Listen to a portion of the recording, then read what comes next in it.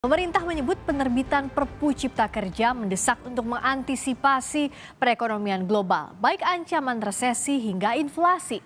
Namun mayoritas publik menilai penerbitan Perpu Cipta Kerja tak mendesak dan dinilai tak berpihak pada pekerja.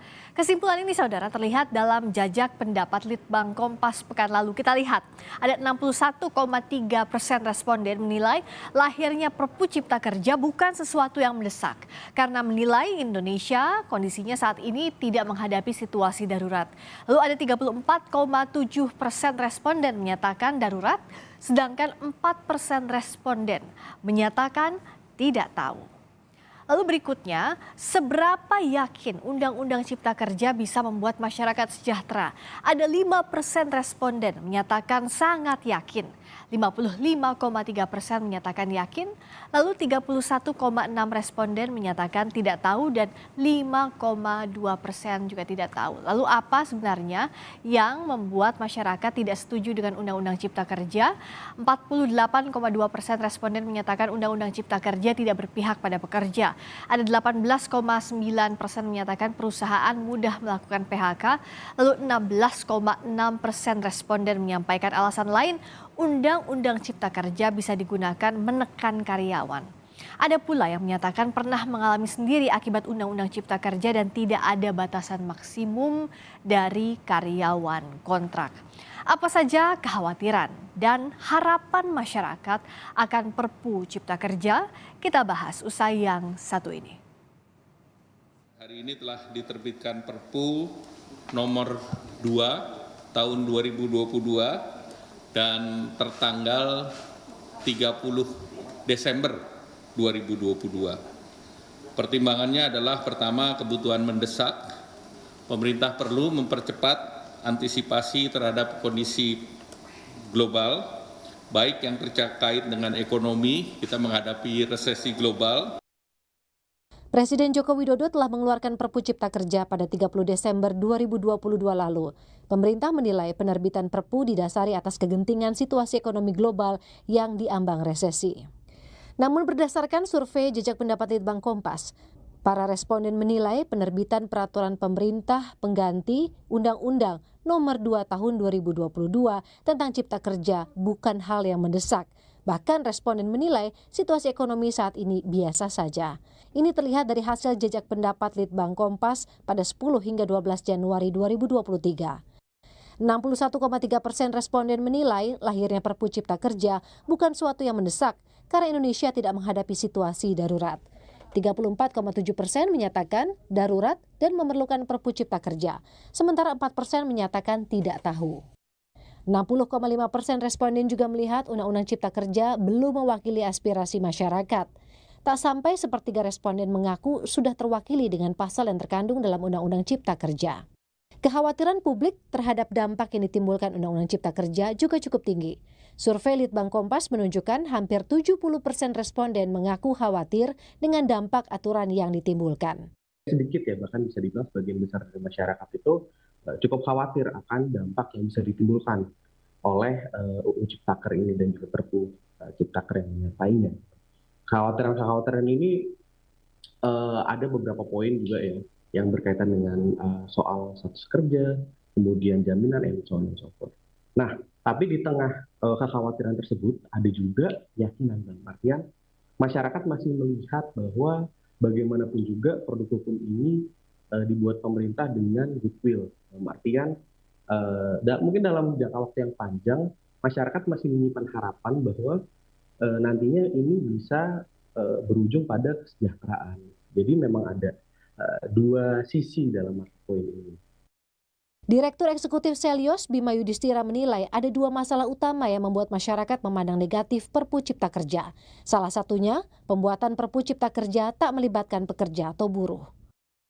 Masalah utama dari Perpu Cipta Kerja yang membuat sebagian masyarakat berpandangan negatif atau cenderung berasumsi bahwa Perpu Cipta Kerja tidak ditujukan untuk melindungi ekonomi secara real, itu ada dua. Yang pertama, karena partisipasi pembuatan Perpu Cipta Kerja itu tidak melibatkan baik pengusaha, pelaku usaha kecil, ataupun tidak melibatkan pada saat ada perbaikan materi dari perspektif pekerja atau buruh.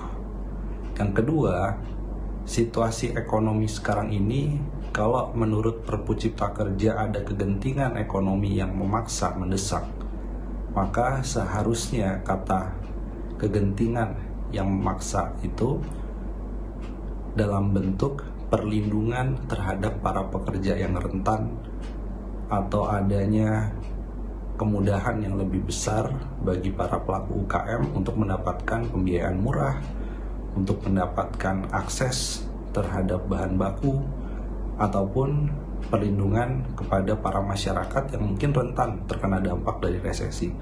Nah, hal-hal tersebut tidak muncul di dalam isi atau perbaikan dari Undang-Undang Cipta Kerja yang menjadi Perpu.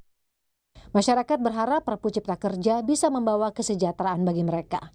Tinggal bagaimana pemerintah membuktikan bahwa Perpu Cipta Kerja lahir seutuhnya untuk kepentingan masyarakat. Tim Liputan, Kompas TV. Dalam survei Litbang Kompas, mayoritas publik menilai Perpu Cipta Kerja tak mendesak. Lalu apa yang mendasari hal ini? Kita berbincang dengan peneliti Litbang Kompas, Rangga Eka Sakti, dan juga pakar ekonomi Syarkawi Rauf. Selamat malam, Mas Rangga, juga Mas Syarkawi. Selamat malam, Mbak Friska. Saya ke Mas Rangga dulu. Bagaimana kita melihat hasil datanya ini bisakah kita katakan ini sebagai paradoks begitu? Ada kekhawatiran, ada harapan. Apa saja yang terlihat dari survei Litbang Kompas soal ini, Mas? Ya, Mbak Friska, sebenarnya ada 3 poin penting yang bisa kita ambil dari survei ini ya. Yang pertama, seperti Mbak bilang tadi, memang ada paradoks ya. Di satu sisi, sebagian besar dari publik juga merasa bahwa khawatir Perpu Ciptaker ini kemudian akan berdampak negatif. Kemudian di sisi lain, sebagian besar dari masyarakat juga masih menyimpan harapan bahwa mungkin dalam jangka waktu yang panjang kebijakan ini atau Perpu ini kemudian bisa membawa kesejahteraan di para pekerja. Itu yang pertama. Yang kedua yang kita bisa lihat juga bahwa seberapa urgen sih sebetulnya Perpu ini untuk dikeluarkan oleh Presiden. Karena kita tahu Perpu itu kan sebuah alat yang memang pamungkas ya, jadi dikeluarkan ketika memang benar-benar situasinya tuh darurat. Nah, ketika kita coba gali di responden kita, itu sebagian besar merasa bahwa Indonesia ini sedang tidak berada dalam situasi yang darurat. Pun mengutip rilis dari BI dan Menko Perekonomian, indikator-indikator ekonomi makro kita juga 2023 sepertinya cukup tidak terlalu mengkhawatirkan, tidak darurat. Itu. Yang ketiga adalah muncul juga mungkin problem komunikasi publik dari pemerintah soal UU Ciptaker dan Perpu Ciptaker ini. Karena sebagian besar publik juga tidak merasa terwakili oleh UU Ciptaker. Ya. Nah, artinya pun kalau misalnya ada poin-poin positif, hal-hal baik yang terkandung dalam UU Ciptaker maupun Perpu Ciptaker ini belum sampai ke publik, belum sampai ke benak masyarakat, itu belum sampai ke sana. Itu, Mbak. Apa 3 poin ini juga Mas Syarkawi lihatnya jadi problem utama soal Perpu Cipta Kerja? Ya, pertama ya memang aspek kedaruratan itu meski dilihat dari sisi ekonominya. Apalagi situasi ekonomi global memang sedang tidak baik-baik saja ya. Dan ini kita bisa lihat dari perkembangan ekonomi di Amerika yang memang inflasinya masih sangat tinggi ya. Per November kemarin itu kurang lebih 7,1%, sementara target Bank Sentral Amerika itu kurang lebih 2%. Itu artinya mereka akan berusaha sekuat tenaga menurunkan suku bunga dengan menurunkan inflasi dengan menaikkan suku bunga, dan ini pasti berdampak langsung ke Indonesia ya. Kemudian yang kedua di zona euro juga kurang lebih seperti itu. Jadi ketidakpastian di level global itu memang akan berpengaruh langsung ke sektor keuangan kita. Saya kira pertimbangan-pertimbangan ini mungkin yang dipikirkan oleh Pak Presiden atau tim ekonomi pemerintahan yang ada sekarang, sehingga insentif bagi investasi itu harus ada. Nah, salah satunya adalah kemudahan investasi melalui Undang-Undang Cipta Kerja itu. Saya kira itu, Mbak. Oke, jadi ada kondisi ekonomi global yang tidak baik-baik saja. Ini juga berulang kali dikatakan pemerintah. Tapi sebenarnya kalau Mas Rangga lihat dari hasil survei ini, apa kegelisahan utama masyarakat soal misalnya tidak ada keterlibatan pekerja dalam pembuatannya dan dampak yang paling ditakutkan dihadapi pekerja soal ini? Oke, Tadi sudah sedikit disampaikan juga ya di klip sebelumnya. Tapi memang dari survei kita bisa lihat bahwa memang sebagian besar dari publik kan merasa bahwa ini tidak representatif ya, ini tidak mewakili aspirasi atau kepentingan mereka. Nah, mungkin karena memang dalam prosesnya baik di UU Ciptaker maupun Perpu itu kurang melibatkan para pekerja dalam bentuk serikat buruh gitu misalnya. Akhirnya ya publik tuh melihatnya bahwa undang-undang ini atau Perpu ini pada akhirnya tidak dibuat untuk mereka gitu. Ketika kita coba tanya, responden merasa bahwa sebagian besar 25% itu melihat UU Ciptaker ini ya menguntungkan para pengusaha dan pebisnis gitu. Kemudian 18% menguntungkan pemerintah, barulah 11% lainnya itu yang menyatakan kalau ini untuk pekerja. Jadi pekerja dalam benak masyarakat itu dinomor-tigakan gitu dalam UU Ciptaker ini. Gitu. Dan beberapa hal yang mungkin mengganjal di benak publik terkait UU Ciptaker dan Perpu yang menyertainya adalah memang masih banyak berkutat pada aspek-aspek kepekerjaan gitu. Jadi sebagian besar 48,2% kan merasa bahwa UU ini itu tidak berpihak kepada karyawan, kemudian kalau misalnya UU ini bisa dipakai untuk menekan, kemudian bisa membuat perusahaan itu lebih mudah untuk melakukan PHK dan lain-lain. Jadi hal-hal inilah yang muncul di benak publik ketika kita menanyakan soal UU Ciptaker gitu. Oke. Nah, kalau pertanyaan besarnya juga adalah Mas Syarkawi, kalau misalnya aturan ini dibuat untuk menjawab tantangan global, tapi bagaimana membumikannya ke masyarakat semestinya agar kondisi ekonomi ini juga sejalan dengan kesejahteraan masyarakat yang mestinya jadi muara dibuatnya suatu peraturan perundang-undangan? Yang pertama ya, saya kira kalau kita lihat report dari Bank Dunia ya, World Bank beberapa waktu yang lalu, saya kira tahun 2022 ya, itu mereka menyebutkan bahwa Undang-Undang Cipta Kerja ini sudah berdampak sangat positif bagi perkembangan ekonomi kita ya. Dan kalau kita lihat data-data dari Kementerian Investasi dan Penanaman Modal, memang pada tahun 2022 yang lalu terjadi peningkatan penanaman modal ya, kurang lebih 307 triliun ya yang masuk ke Indonesia, di mana porsi dari penanaman modal asing itu kurang lebih 54% dari 307 triliun itu. Ini menunjukkan bahwa memang insentif yang diberikan melalui Undang-Undang Cipta Kerja ini sangat positif ya.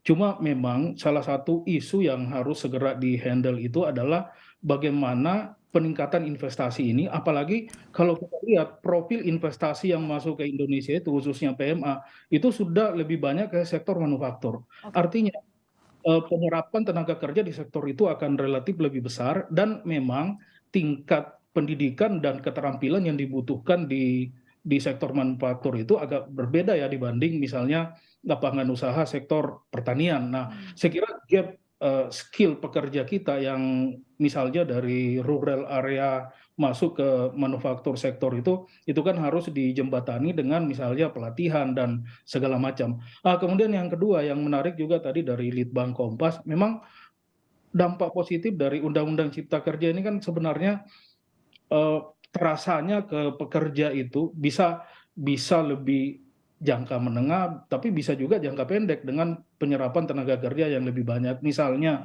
sekarang pemerintah Indonesia mendorong misalnya kawasan industri terpadu Batang.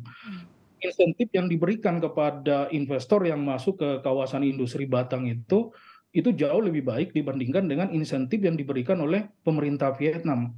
Oleh sebab itu, kebanyakan investasi yang tadinya misalnya ya arahnya ke Vietnam, relokasi dari negara lain, tapi sekarang dengan berbagai kemudahan baik dari sisi perizinan yang tidak berbelit-belit, kemudian kemudahan dari sisi investasinya, ini membuat mereka menjadikan Indonesia sebagai destinasi utama. Makanya di kawasan industri terpadu Batang itu dari rencana 4.000-an hektar itu sekitar ratusan hektar yang sudah dikelola itu semuanya sudah all out. Nah, ini menunjukkan animo investor sangat besar. Oke. Nah, kalau dari Mas Rangga, bagaimana PR pemerintah ini bisa dijalankan dengan baik agar Perpu Cipta Kerja memang sesuai tujuannya?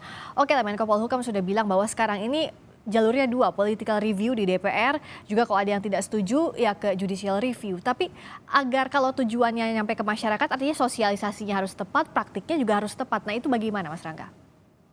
Kalau kita mungkin ya melihatnya, saya melihatnya mungkin gini, kalau lewat MK, tadi kan ada dua jalur ya, lewat MK kok kayaknya agak susah ya. Kita sudah pernah coba nih, ya kan, di putusannya pun sudah ada, tapi kemudian ya muncul nih Perpu yang kemudian menghidupkan lagi UU Ciptaker yang sebelumnya dinyatakan bermasalah lah oleh MK. Itu yang pertama. Jadi mungkin harapannya ya mau tidak mau ketika pintu MK itu sudah sulit untuk diketok, ya lewat legislatif. Meskipun tentu dengan situasi politik sekarang ya di mana ya koalisi juga menguasai DPR, agaknya Perpu ini akan lancar-lancar juga ini jalannya. Tapi harapannya adalah bagaimanapun juga mungkin memang ada beberapa hal yang harus diperbaiki, masih harus dikaji ulang, ya kan.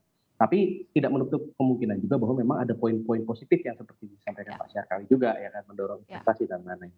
Tapi paling enggak biar masyarakat itu bisa lebih legowo, bisa lebih paham, ya lebih bisa satu narasi, satu suara dengan pemerintah, ya diajak gitu. Teman-teman pekerja, organisasi-organisasi pekerja diajak kumpul bareng melalui proses di DPR itu kan masih ada waktu nih. Nah itu sih harapannya. Jadi tantangannya di komunikasi tadi, termasuk sosialisasi agar bisa sampai ke masyarakat, dan tantangannya juga pemerintah bisa membuktikan bahwa Perpu ini bisa bermanfaat sebesar-besarnya untuk kesejahteraan masyarakat. Terima kasih peneliti Litbang Kompas Rangga Eka Sakti dan pakar ekonomi Syarkawi Raus telah bergabung di Sapa Indonesia Malam. Terima kasih.